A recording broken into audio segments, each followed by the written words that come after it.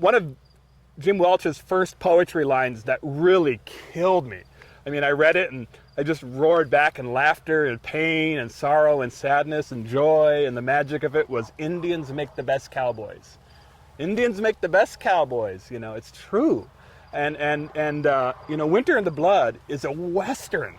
You know, I mean, it's contemporary, but it's a Western. Chases and good guys and bad guys and you know, bar fights and guns and you know, and Indians are the villains and Indians are the heroes, and it's an adventure story, you know, with poems in it.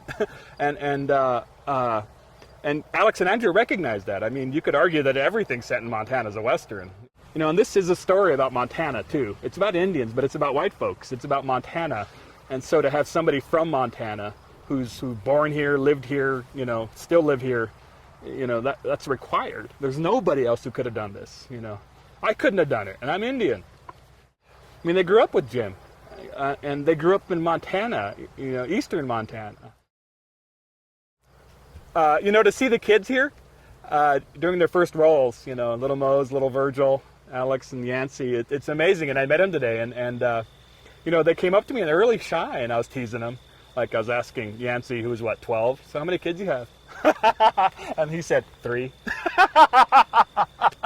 Getting all razz, and it was so great. And then, you know, I didn't know if they knew who I was. And, you know, I said, well, I made smoke signals. And he goes, yeah. And then he said, and you wrote True Diary. And I said, yeah. And he goes, my favorite book of all time. And, you know, that just kills me. I get so, you know. And I grew up without anything. No, I mean, I didn't read, nobody showed me a book written by an Indian until I was 21 years old. And, you know, you're isolated, you're alone, you're lonely. And these kids aren't. And all these other interns here working in all departments, and these natives with, you know, Longhouse Media, which I'm on the board, to be Indian, but also to have mainstream dreams that are supported and honored. You know, that's the thing that happened to us as Indians. We got so wrapped up in the idea of tribe, we started thinking it meant we're all supposed to be the same.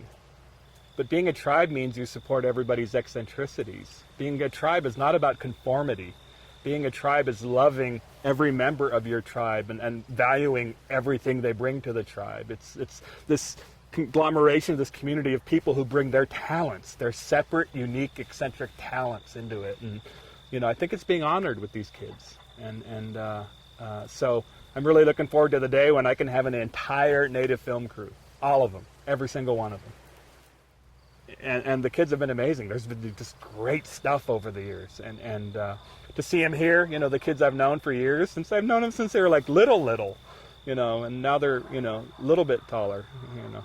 Everybody's taller except the Hopi kid. But to see them now here, and they're so happy to see the joy radiating off them as they're here on a film set, which I think is contagious for everybody, because, I mean, filmmaking is boring.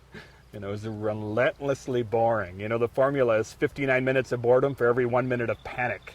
And but the joy radiating off them, I think, is making it hard for all these veterans to be jaded. So, and it feels like it's reminding everybody about why we do this.